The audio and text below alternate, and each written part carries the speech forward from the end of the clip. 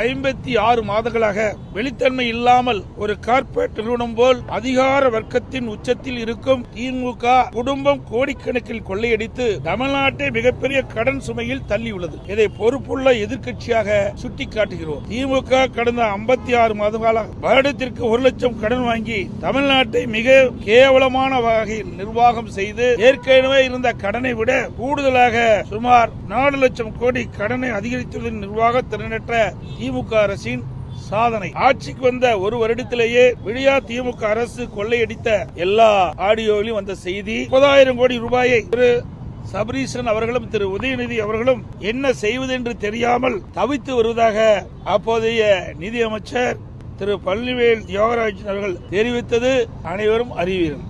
ஒரு ஆண்டுக்கே இவ்வளவு என்றால் இந்த 4.5 ஆண்டுகளில் எவ்வளவு கொள்ளையடித்திருப்பார்கள் என்று கணக்கிட்டு பாருங்கள்.